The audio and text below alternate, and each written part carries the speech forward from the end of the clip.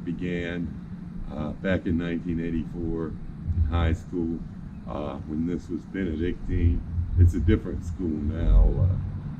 Benedictine has moved far west into, I guess it's Powhatan County, which is kind of in the country but getting built up. It's probably about 20, 30 miles away. This is in the heart of the city.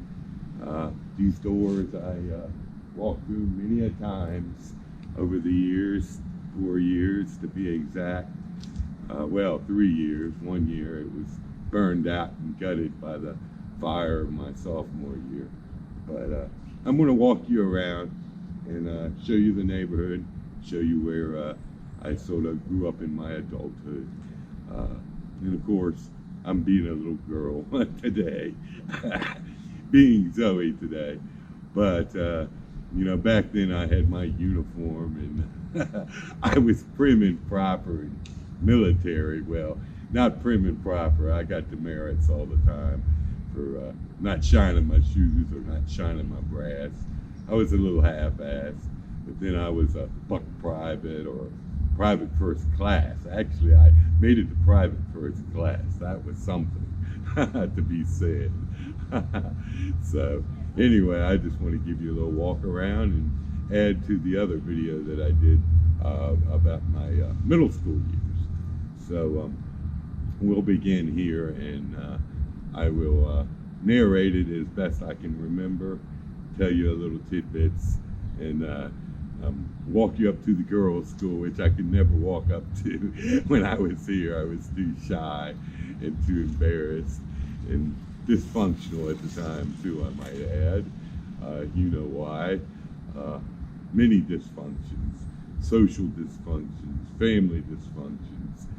But I managed to get through Benedictine okay when I was here. The first 2 years were rough. The second 2 years weren't too bad. The last year was actually pretty good overall.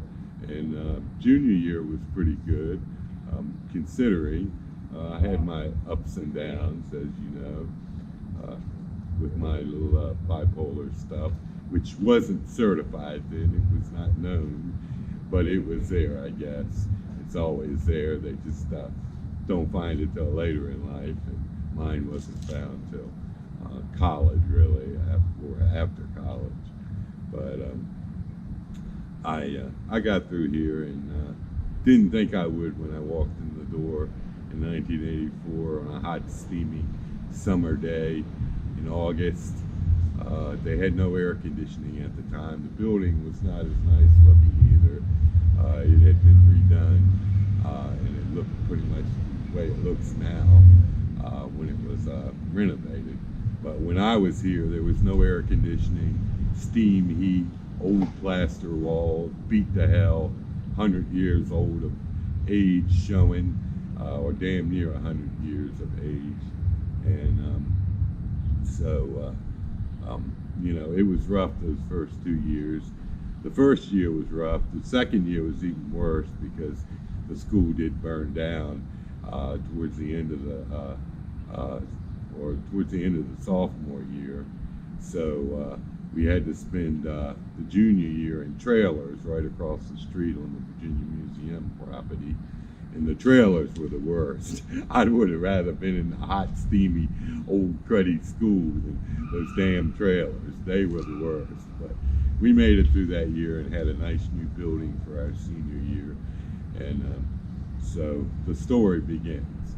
And I'll show you the doors I walked in fear into the abyss of hell in just a moment. Okay, Rose. This is the front of the building again. Sort of a stately old building built back in, I believe it was 1900. And this is the front of the building. And I'll walk you around to the doors of hell that I entered back in 1984, back when Reagan was elected, just before he was reelected. Can't believe it's been that long, but I guess it's almost, see, 85, 95, it's 10, 20, almost 30 some years ago. That's the Virginia Museum over there. Where you're looking now is where the trailers were that I mentioned earlier in the video. During my junior year, that was a clear field, and they didn't have that parking lot there. And we had the trailers for a year. We did nothing that year. I don't think we did anything. It was every class we went to, we sort of just ended up bullshitting all day, all class, and not doing anything. Anyway, this is the main side of the building that I know well, because I used to always enter here, and I would park my car here when I learned to drive. I guess it was my sophomore year.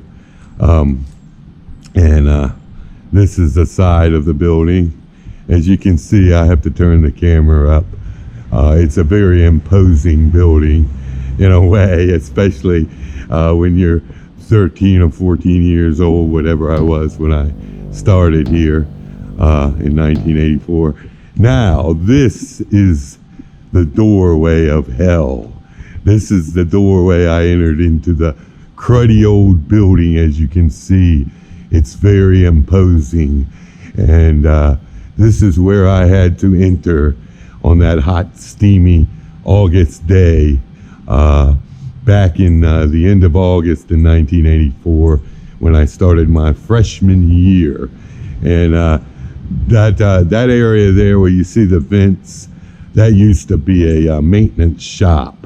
That's where I met Charlie. I'll get into that in a moment, but he had his shop down there, and they had boilers in there. It was hot as hell. And then when they remodeled the building, you can see over there in the back, they have the new maintenance shop that they built right there. That was done when they redid the building. And I used to hang out there too all the time with Charlie. And we would spend the mornings bullshitting and hanging out, and that's where I worked for a long time in the summers, and redoing the building for the school year. I did it, I think my senior or junior year, and then my senior year after I graduated, I worked here a year. This section there, that was built in the 70s, I think. It kind of blends in, you can't really tell. Up top was where the library was, and it was a multi-purpose room before that. But you see the gym over there, and then you can see the houses on the street. And I'll scan back here so you can get a better look at the building. And it's changed a little bit around here. So with the Virginia Museum and the Historical Society, both have museums where you're looking. Virginia Museum to your right, and the part of the Virginia Museum to your left, and part of the Historical Society. And now this is the imposing building. As you can see, the way it looks hasn't changed at all. They just put new windows in, basically. Well, they did more than that when they renovated it, but that's the only thing you notice different on the outside is the dark windows. They used to have old windows that actually opened up, and you had to open them in the summertime because it was hot as hell. Now, the gym was built in the 50s, sometime in the 50s, and that was built pretty much close to the original design of the building, as you can see. And anyway, this is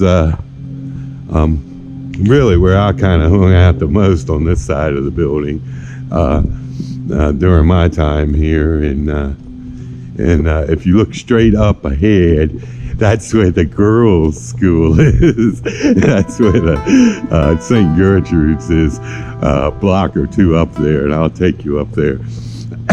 and show you in a moment. I've only been up there once or twice. Even 40 years later, I haven't been up there.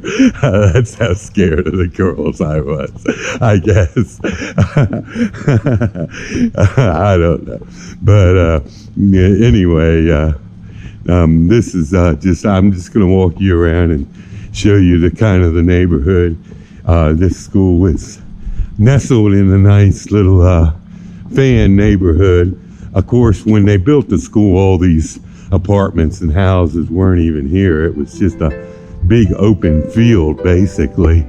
And it wasn't until later that they started slowly building the neighborhood up over the years. And this is the front of the gym. You can see the name is still engraved in the stone there. They haven't changed that since they changed the school, but I always remember it as Benedictine. I don't know what they're calling it now, but it sat here for a couple years empty after the school moved and needed so much repair that the Catholic diocese didn't want to spend the money to or didn't have the money to spend to redo it, so they kind of leased it out to the people that have it now. And it's got some symmetry here. This parking lot is where we did formation every morning and every evening. Until later years, they got a little laxed on it. We didn't do the afternoon much. That kind of started after the fire, and we were in the trailers. They kind of slacked off and never did pick back up when we were here our senior year. But I guess they did finally again later. But the church, you can see, that's a regular church. That's not just for the school. That's the Catholic church around here. St. Benedict's, they call it. And that house you see there is where the priest used to live. And, you know, they ran the school, and a lot of them lived there. Some of them lived in these houses. The church bought some of those houses you see in the distance. And they lived in there. So anyway, it's a quaint little neighborhood of sorts. I like this neighborhood. I don't know why they had to move the school, because it just seems like this school is just not right. Being an elitist school out in the far, far west end in suburbia. One thing I wanted to mention about my years here, we used to have one of the priests, or brothers I should say, that would come out with a big fat cigar and smoke in front of that, in front of the rectory or whatever they call it, next to the church. And he was a character, need I say more. He had an obsession with talking about sexual matters,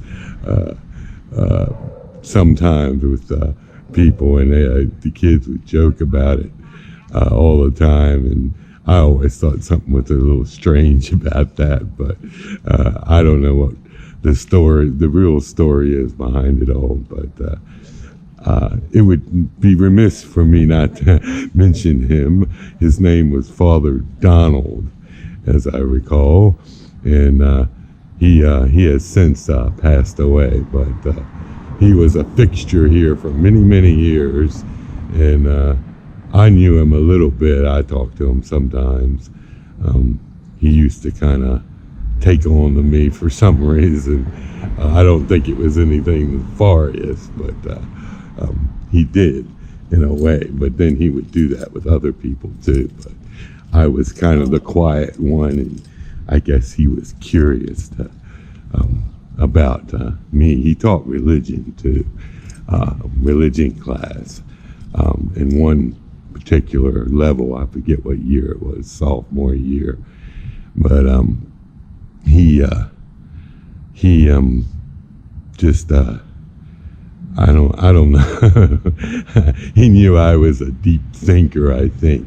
And, you know, I was not a religious person, and he was kind of trying to bring me into religion, but he didn't force it down, you know, my throat or anything. He just kind of tried to put it out there. And so that was Father Donald, the old fixture here, where you see the Mother Mary over there, the little statue. He would stand there in the mornings smoking that big cigar. He'd do it sometimes in the afternoon, but usually it was the mornings.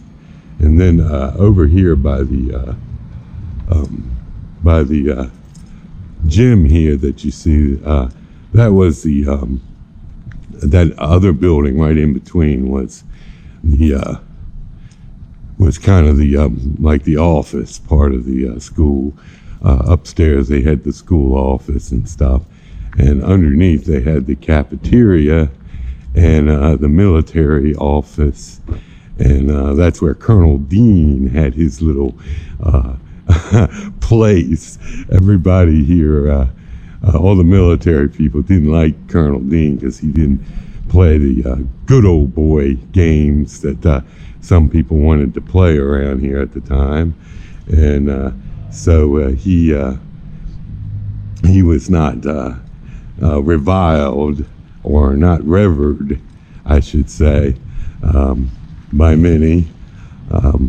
He used to wear this cologne that you could smell a mile away. I don't know what it was. It was a nice smell, but whenever he was anywhere to be seen, or was anywhere, he left a trail of this cologne behind. So if you smelled that, you knew he was around somewhere, or had been around. I liked him because he was reasonable. He was the only one that was pretty fair and reasonable, it seemed at times. I mean, I didn't have a problem with the military people too much, but they did play a lot of good old boy games at the time, and he just would not put up with that kind of stuff, and so they didn't particularly like him too much for that. But that was the story there. My years here, there's so many stories to tell of this place. There is the story about the fire. That also happened in April, shortly after my birthday. I remember getting the weirdest feeling one morning when I woke up. And I knew nothing about what was going on. The fire started early in the morning, like around 1 or 2 o'clock in the morning. And I had not watched the news or anything. I just got this funny feeling. And I didn't really pay much attention to it.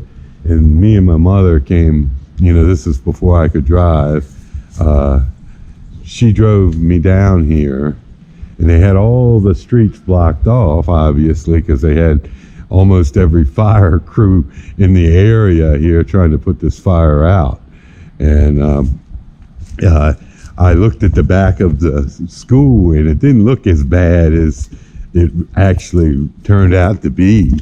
The roof was still partly there. It just looked like maybe it was a fire in the roof or something, and that was it.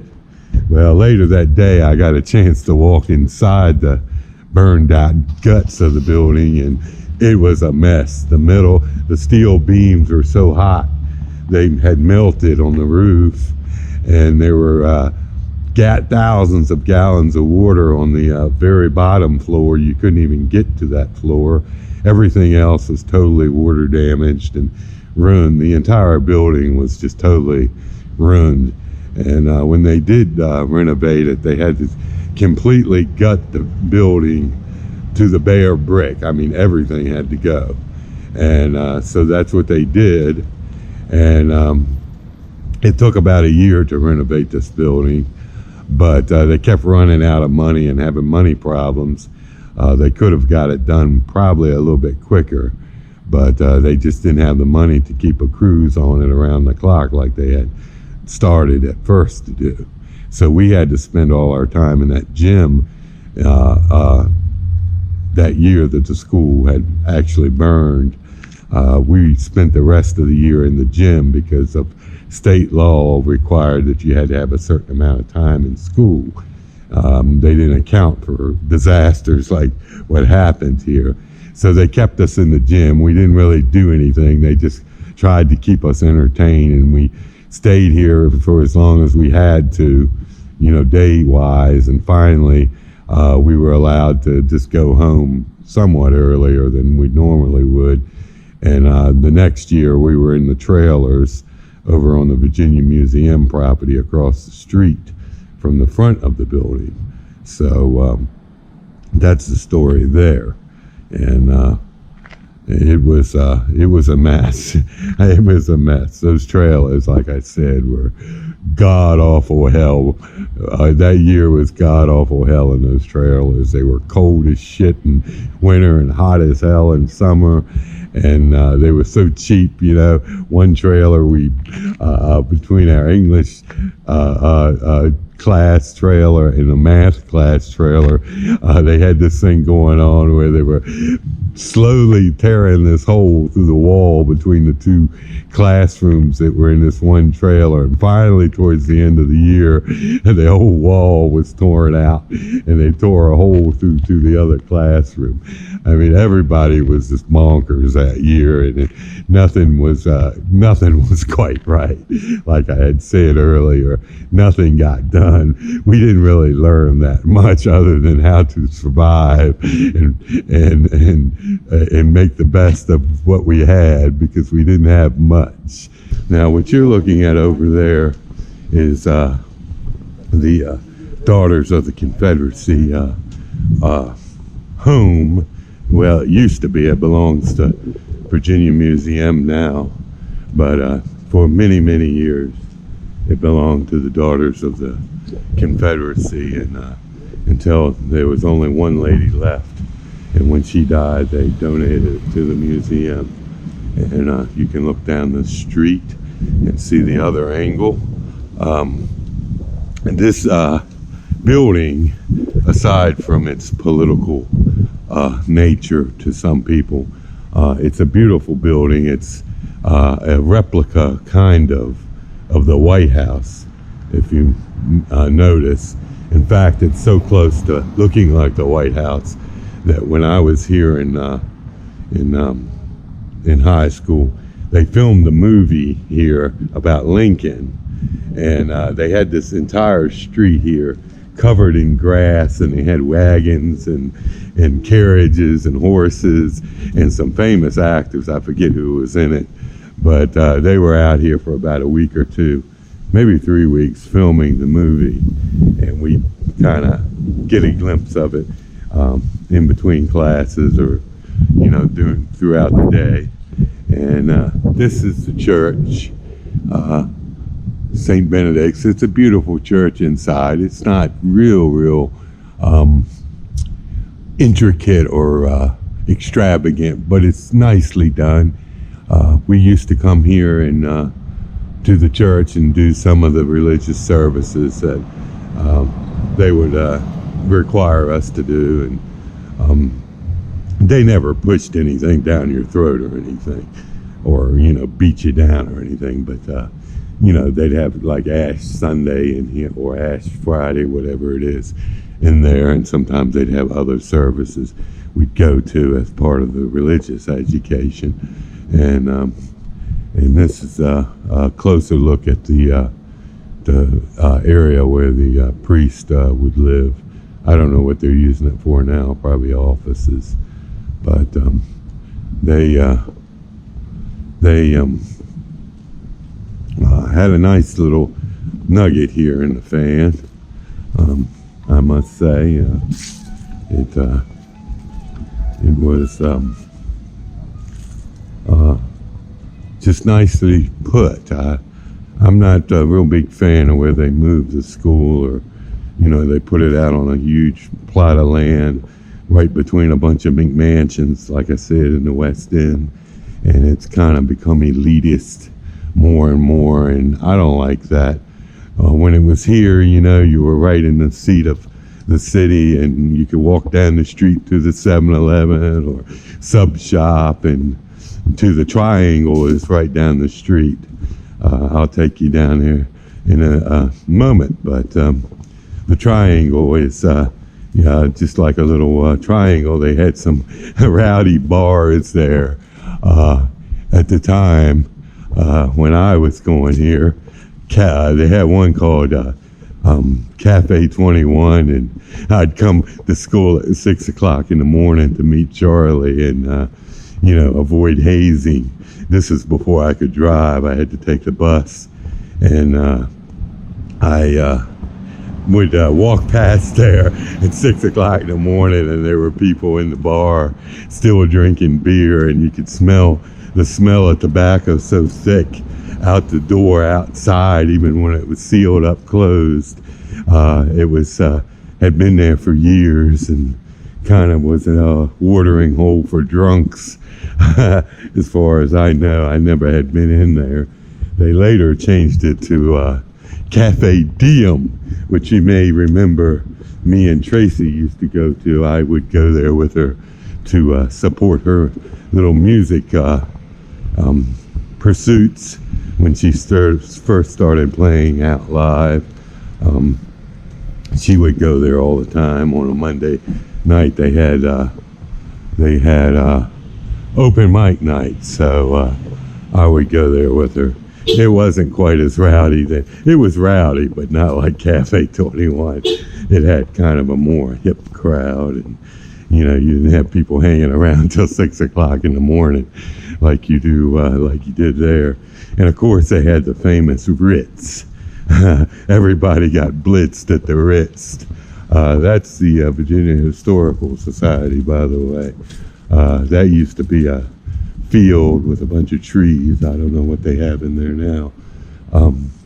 That other building you're looking at, that was a hospital, then later a old ladies home, and then now it's condos.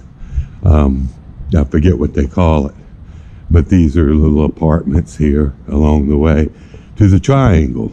And I would make this walk all the time when I took the bus to school and took the bus home. I lived over at near Willow Lawn Shopping Center, which is a couple of miles away, on the bus line off of Broad Street. I would walk to get the bus, or Monument. Monument had a bus that would go down there, and I liked the Monument better. It had less cruddy people on that bus than at Broad Street. But Broad Street wasn't real bad. It wasn't like the Chamberlain 37 over where I live in the ghetto, north side. But back then I lived at Keswick Gardens, this god-awful 50s apartment complex, or 40s actually. Nothing ever worked. It was hot as hell, and rooms were small, bugs and crazy people. But I lived there for a while when I went to Benedictine. In fact, I lived there most of the time that I went there, at least the first couple years, I think. I can't remember, it's been so long. But this is one of the main avenues. I believe it's Park Avenue, and we're coming towards the Triangle. Okay, Rose, this is approaching the Triangle down this little city street. That's what I liked about this neighborhood around Benedictine. It had a historic flavor, a lot of color, unlike the mansion suburbs of today and where it probably is now, where the school is now. I haven't ever been to the new school. It's a nice school, nice building-wise, but I don't like the way they put it way out there like they did, and took it out of the city and took away all the color that the city has, and tried to make it sort of an Ivy League sort of place. I don't know what they're doing, but I'm not a fan of that. But anyway, that's the 7-Eleven. They're working on it now, putting new gas pumps in, or or gas tanks in. But that 7-Eleven was here even when I was here in Benedictine. They built it about the time I went to Benedictine. And this is the triangle. That is what used to be Cafe 21, used to be Cafe Diem at one time. And there's one of the city buses that comes through here, Patterson bus. That also, you could take that home too. That was on the way. But I never took that one because it was a little bit longer walk than the one that I would take. And before I get back to the school, I will show you, this is what Cafe 21 used to be. Much nicer now. They have a rooftop bar in there now. When the pandemic isn't raging, people go out there and one of the famous local bars that have been here for years took it over from Cafe Diem. Buddies, they call it. Been in Richmond forever. Been in the Fan forever. All these little shops. They were different shops at the time that I was here, but they did have little shops here, and you can kind of get an idea of the walk to Monument and Broad. This goes to Monument first, and then the Broad. Now that building right there, that's the old Ritz, where you could get a blitz at the Ritz. I would walk by there at 6 o'clock in the morning on a Monday morning, and they would have sometimes on a Wednesday or Tuesday morning they would have broken up chairs and stuff laying outside the door, broken up tables, and you can guess what went on in the Ritz. And this used to be a little it's still a family restaurant, but they used to live upstairs. I don't know if they still do, but it was called something different. I can't remember the name of it. But as you can see, it all comes together. It's got a nice little feel to it. I kind of enjoyed coming down here weekly for school, and it was a nice walk. Even if you walked, I could walk home sometimes, but it was kind of long. It was about 3 or 4 miles maybe to where I lived at Keswick at the time. But it was easier to get the bus, and the bus was cheap, so I'd get the bus. When I got a car, I could drive anywhere I wanted to, so it wasn't a big deal at all. I could get home in about 5 minutes, and I definitely liked that. So anyway, this is the triangle, and I will take you up the street to the other school in a minute and show you, let me get you an outer, a wider view of this little shop here, and let you get a glimpse of what it looks like at this angle. And yes, that's the old Cafe 21. Cafe 21, Cafe Diem, and now Buddies. They have the rooftop bar, like I said. I've always been like that idea. I don't drink anymore, so there's no reason to go, but it's supposed to be pretty nice, pretty reasonably priced. This is Kensington Avenue. I said it was Park earlier, but it's really Kensington. I get these streets mixed up in here, but this is kind of a good taste of the Fan, where Benedictine was. In the distance you see another big building that used to be Lee Elementary, I believe. That was a city school, but they had closed that at some time. I don't remember if it was open. I don't know if it was open when I was here or not. It may have been, I just didn't notice it. But this is kind of coming in on the other side street that goes to Benedictine. And I wanted to show you a couple things here, so that's why I'm kind of walking up this street and showing you this little section while I'm here. And there's a better shot of the other school building. A lot of schools around here in this neighborhood. There's another big school further up on Park Avenue. This is the infamous bookstore at one time. It was called the American Opinion Bookstore, and it was a right-wing lunatic bookstore for many years. Far right-wing, libertarian, you might say. I'll get a shot of it in a minute. But yeah, the American Opinion. It wasn't very American. It was more fascist and Nazi, but that was it. It was there for many, many years. The guy lived upstairs, I think. Some nut, a lot of nuts in Richmond, so you gotta keep that in mind. Now, this is a little nugget here that I discovered after I went to high school. I always saw it. It is Chaka's downstairs in the basement. You can see the big house upstairs. I think they live upstairs. But Little Chaka's is a nice little tiny place. They have about 3 or 4 tables in there. It's real small, but they have the best deli sandwiches you'll ever find in this town. And one of the best sailors I've ever had in my life. I have to come here sometime and get a sailor again.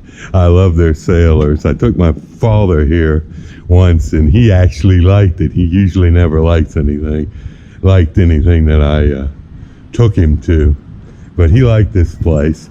All the military people that worked at Benedictine would come down here and eat too, all the time. That's kind of why I was curious to come in here and see what they had, because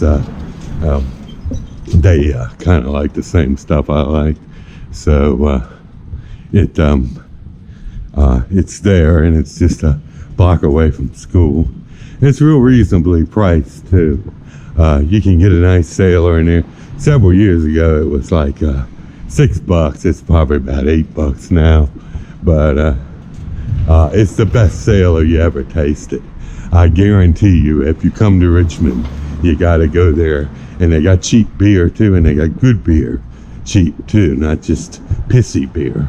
You want pissy beer, they got it, but they got real good beer, and it's not overpriced either.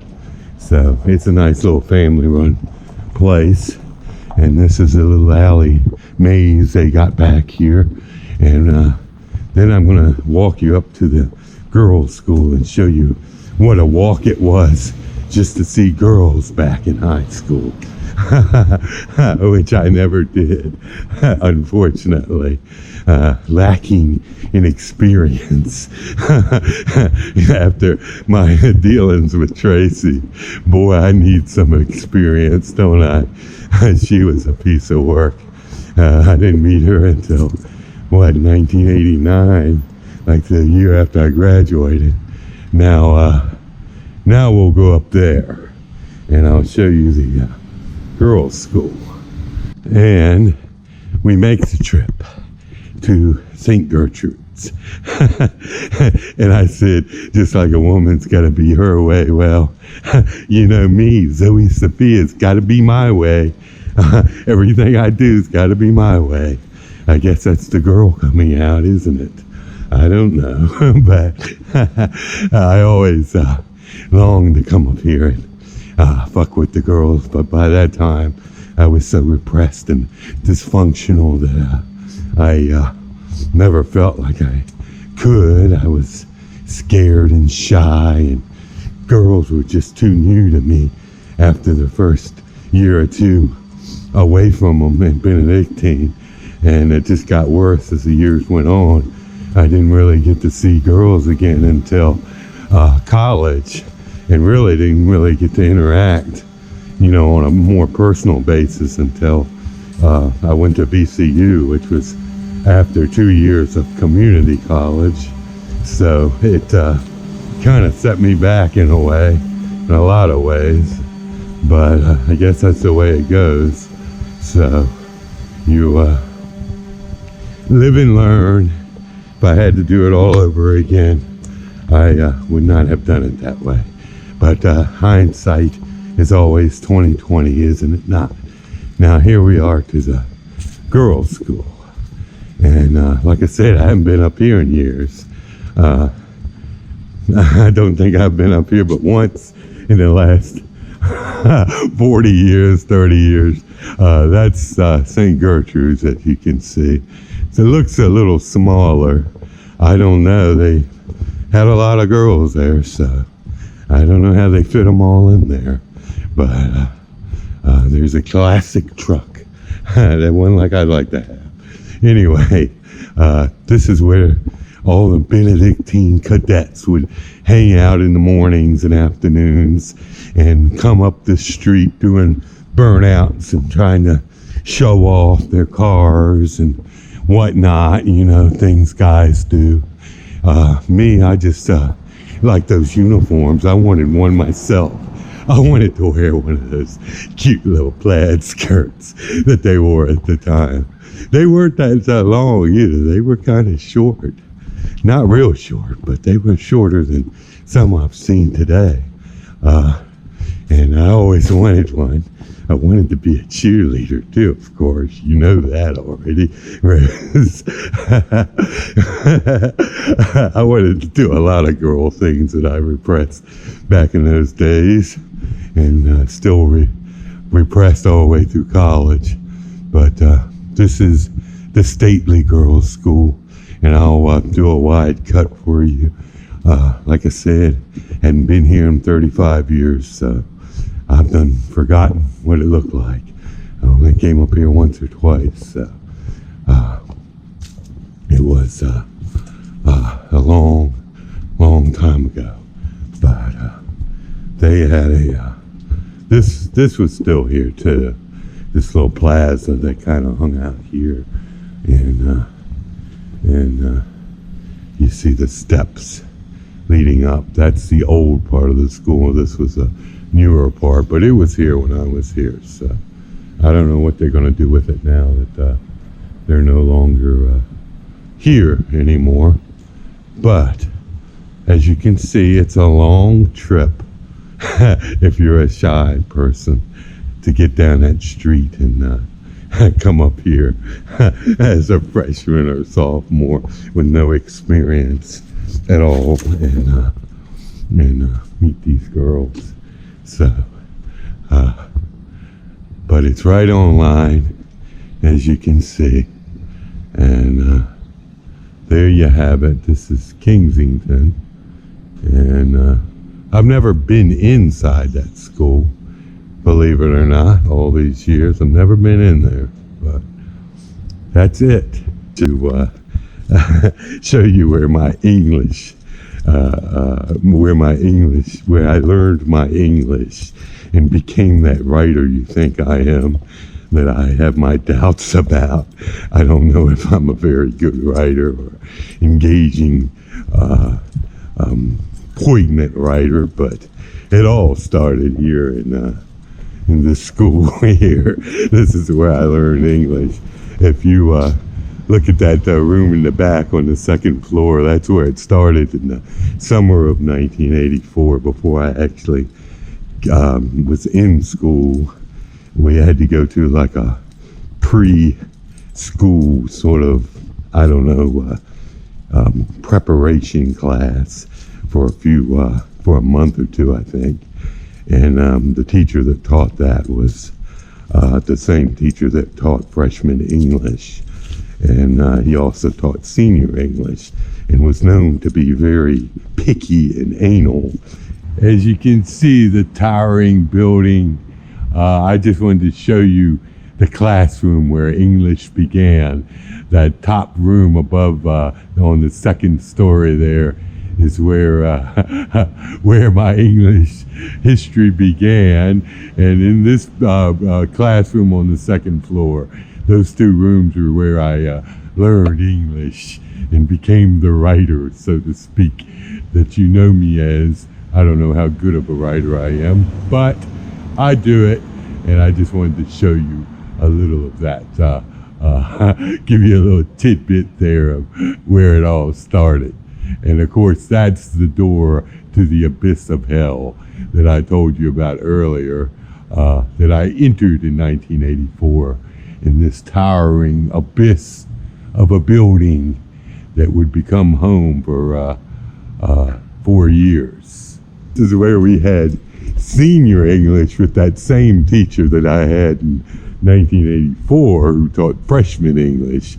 And it was a hell of a year. He gave us 20 books, it seemed, to read, none of which I ever read, actually. I think one of them was the Iliad. He had this obsession with classics like that. And I never read it because it was too damn long. And I didn't want to read it. So I didn't read it. So I had to wing my way through because of that. For that year, and sometimes I pulled it off, but sometimes I didn't. Sort of like this girl thing that I do. It's kind of funny, but that's just the way it was. You know, I don't like big, thick, long books very often. You know, I like to read short snippets of things, and you know. I'm just always been that way. You know, even with Supreme Court decisions, I like them nice and succinct and short and sweet. This was sophomore English with the English teacher who now resides in Germany, and this is where I started writing my journals, by the way. This is where it was born, in this school, in that particular year, sophomore year. And I made the mistake of sharing my journals with my English teacher at one point. And I don't know, we just never seemed to see eye to eye. And I don't know, we still don't, you know. He has his fixation on me being gay and all this stuff. And I just never did like that, because that's not really how I feel. Or, you know, I may have had my explorations at the time, but that was 40 years ago. So anyway, this is the old maintenance shop where me and Charlie used to hang out, where I avoided hazing. Actually, back in that time, it was over where the vents are. But then when they renovated the school, they put boilers there and built the shop. And I still hung out with Charlie, so we would hang out here all the time before class and even after class. And that's kind of how I got to know him all these years that I knew him, and went on to, unfortunately, watch him go through the dying process. And, you know, it was weird, but I will never forget him. He was a good man, and, you know, a lot of people didn't respect him here, the kids, and you know, they laughed at him and everything, but he was smart as a whip, and he could read a man quicker than you could ever blink an eye. He could tell. He could always tell the character of someone, and he could read between the lines very well. So, you know, that's kind of learned a little bit of that myself from him over the years. You know, he just had that way of being able to do that. And he came from nothing, you know, in North Carolina, in the country, and he didn't have shit. And he married a woman from a very wealthy family, who happened to be an alcoholic like he was at one time. He finally quit drinking and was sober for many years, quit smoking too, and was smoke-free for many years, but emphysema finally got the best of him. Anyway, when he was married, his wife was sort of fooling around on him, doing all kinds of crazy stuff because she was drinking, and she finally died of cirrhosis, same thing I've got. And he never talked about it a whole lot. Charlie, I think, had deeper feelings than he usually revealed all the time, and especially about that particular thing. He just didn't talk about it. What I did know about it, I heard from mainly from Father Donald, actually, who kind of told me some of the story, and I had heard it from other people in bits and pieces. But I think he really loved his wife, but his wife's family didn't really accept him because he did come from a very poor place in life, and he got above it a little bit when he got into mechanical work that he did, like with air conditioning and building maintenance and stuff. But he was just not, he was not in the class that they thought that he should be. So they kind of never really respected him and respected the marriage that they had. And it was just a complicated situation. But, you know how those things go. But he was like a second father to me while I was here at this school, and even afterwards. I never had much of a relationship with my own father, so he kind of stood in a kind of weird roundabout way. He just did. We did, a lot of things together, just little things, the day-to-day living things, and got to know each other, and he always stood up for me and tried to do what he could for me. He knew I came from nothing too, so we related on that point.